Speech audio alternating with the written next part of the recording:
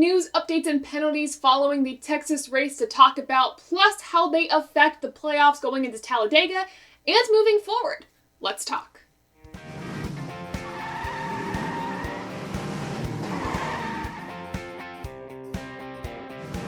This episode of Above the Yellow Line is delivered to you by Doordash.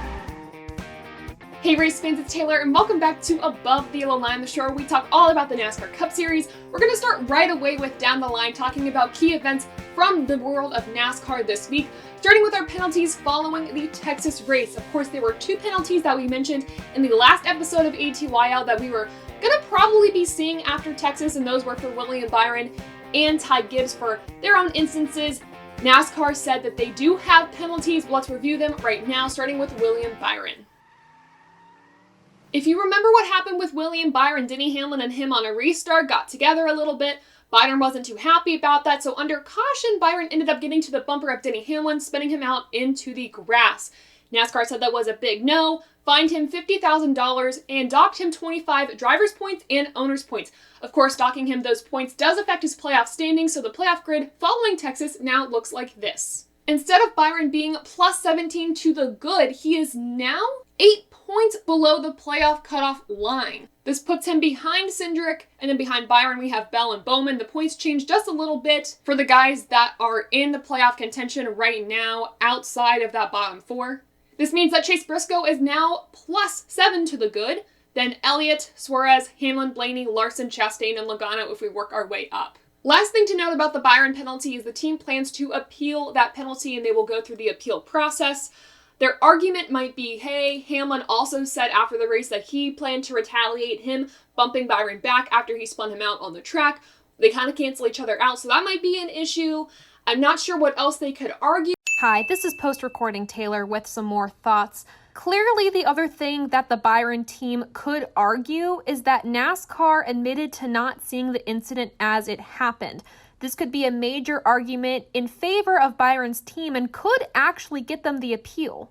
If you have an idea, leave your thoughts in the comments below, but like I said, the team does plan to appeal the penalty, and we should hear soon, I guess, if that penalty will be removed. The second penalty we need to look at is with Ty Gibbs. If you remember us talking about this on Monday, Ty Gibbs actually door slammed Ty Dillon on pit road, nearly sent him into NASCAR officials and crew members. NASCAR did review this and fined Ty Gibbs $75,000 and docked him 25 owner's points. Now, if we look back earlier in the year at Martinsville, this is actually Ty Gibbs' second offense on pit road with something like this. If you remember with Sam Mayer, he actually slammed into Sam Mayer's car, or bumped Sam Mayer's car on pit road. He was fined $15,000 back at that offense, so this time they're upping the ante. Cup Series, it was a little bit more severe. So this is his second offense on pit road. And Ty Gibbs actually did issue a statement on Twitter. He said, quote, "I want to apologize for what happened on pit road during the race Sunday. I have to have a better understanding of the situation and my surroundings. I'm thankful no one was injured and will learn from it." More happened with Ty Gibbs than we thought on Sunday. Eric Jones at 3 a.m. this morning actually tweeted, "Hey, don't bump me under caution again." Everyone was like, whoa, what's happening? What's the tea here? After reviewing the in-car camera, Ty Gibbs actually bumped Eric Jones twice under caution during the race on Sunday.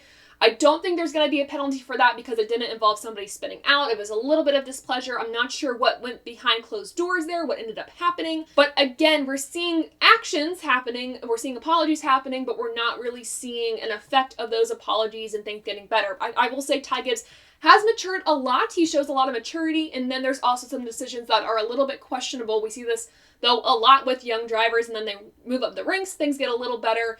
I think it's just time that Ty Gibbs needs, but if he's going to keep doing this, harsher penalties, in my opinion, need to be given. So do I agree with the penalties? For William Byron, I do. I think Ty Gibbs, though, I think he could have had a heftier penalty. We see, like I said, these instances out of him, every few weeks. I don't want to say that to be bad, but I mean, it's a learning curve dealing with your frustration on the track. What do you do? I think there needs to be a bigger fine or a bigger penalty for Ty Gibbs in order to have these things stop happening. It's a lot about learning time and place, when to deal with these things, when not to deal with these things.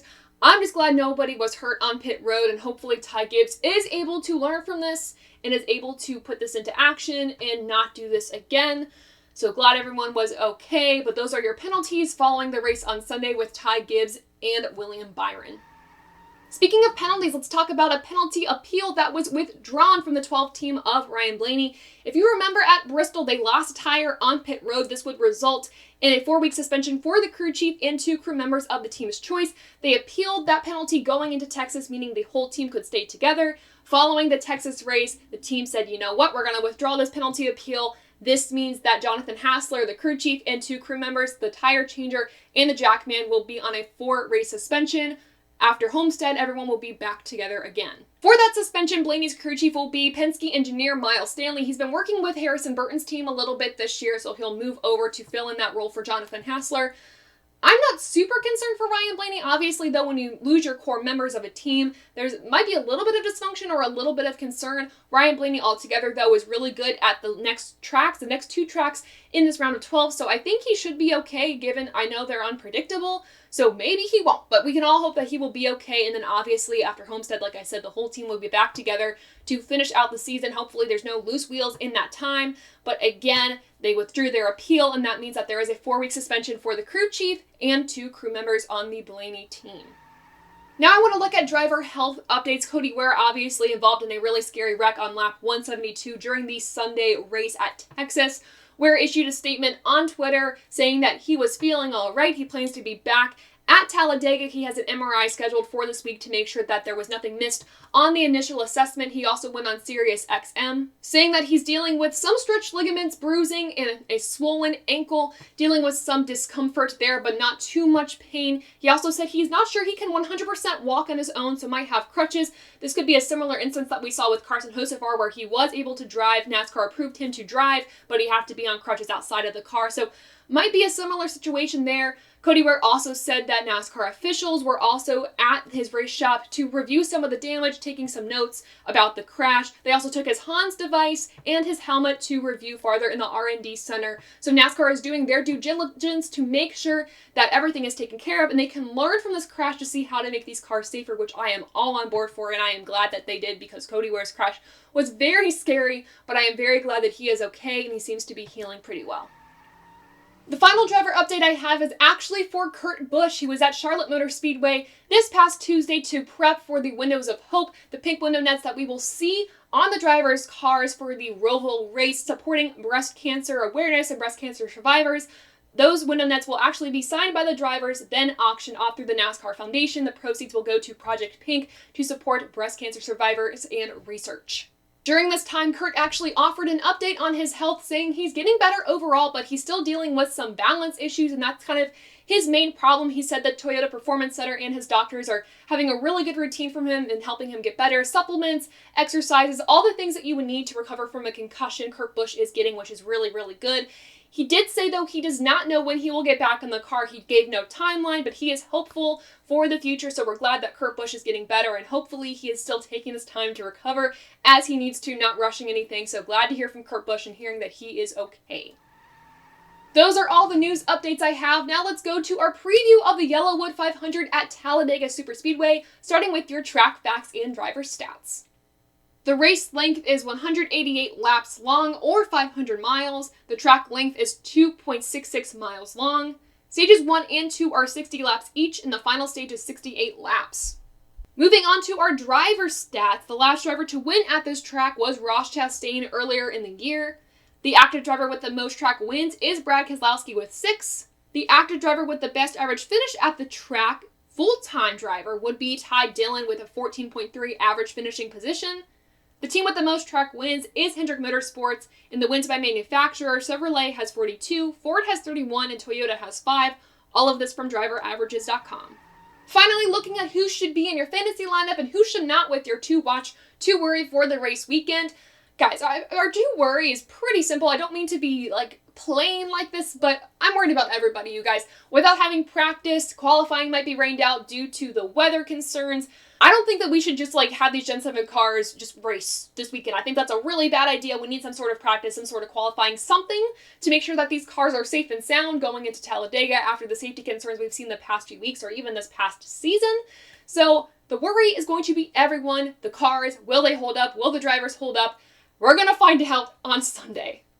With our drivers to watch, one of those for me has to be Ricky Stenhouse Jr. He has the 3rd best average finishing position at this track, and I know that he didn't have the best finish earlier this year at the track, and this season really hasn't been his season, but when he's doing well, he does well. He might not finish where he races during the week, but overall, I think he has a really good chance to get a win at the Super Speedway this Sunday. I mean, we've seen drivers, non-playoff drivers, I mean, Tyler Reddick was in the playoffs, then won at Texas, but we've seen non-playoff drivers win at these races, so I think Stenhouse does have a chance. Like I said, he's really strong at these tracks, so I would look for him to maybe get a top 10 or do well. Of course, we know that Stenhouse, too, could be the cause of some of these wrecks, get himself involved. I'm going to take the benefit of the doubt and think that he's going to do really well this weekend, so somebody that you might want to have in your garage or in your normal lineup altogether, though I would avoid the heavy hitters this week, save them for races that are guarantees, but Stenhouse should be somebody who is definitely in your lineup. Speaking of another non-playoff driver, Brad Keselowski, he's really, really good at this track, has the most wins at this track out of anybody else of the active drivers. I know he also hasn't had the best finishes at this track in super speedways this year, all things guaranteed, but I think Brad, as he's inching towards a win, is doing really well at RFK Racing. The team is gaining momentum, could get a top 10 finish or win. I said earlier this season, I think he was going to win 2 races. I know I've been totally wrong about that, but maybe this is the one. I thought that at least if he got 1 win, it would be at a super speedway. Maybe we see that this weekend at Talladega. So my guys to watch, Brad Keselowski and Ricky Stenhouse Jr. for the Yellowwood 500. So who are your to watch, to worry for the Yellowwood 500? Let me know in the comments below. And with that, we are done with this episode of Above the Yellow Line, the show where we talk all about the NASCAR Cup Series. Before we go, if you are heading to the track this weekend, please stay safe. I know there is severe weather expected at Talladega, also other parts of the country with the hurricanes happening in the country and also outside of the country. So my thoughts are with those that are affected by this, and please stay safe. If you are watching this race from home, all the races for the rest of the season are on NBC, so keep that as a reminder. But if you are affected, my thoughts are with you. And if you're heading to Talladega, please stay safe this weekend. To catch up more updates from us and possibly about weather happening at the track, make sure you follow us on Twitter at _TaylorKitchen_ and Above the Yellow Line on Instagram, YouTube, and wherever you get your podcasts. Also, make sure to check out all the TobyChristieCom social media platforms and TobyChristie.com to hear and read more from the team and your favorite drivers. Last but not least, I want to thank Doordash for supporting this episode of Above the Yellow Line. Make sure to show your support by using the promo code NASCAR30 for 30% off your first Doordash order. You can find all of our social pages linked in the description below, but before you check those out, make sure to like this video, subscribe to the channel, share this with your friends and family, and guys, thank you so much for supporting us here at Above the Yellow Line and TobyChristie.com, and until next time, I'll see ya.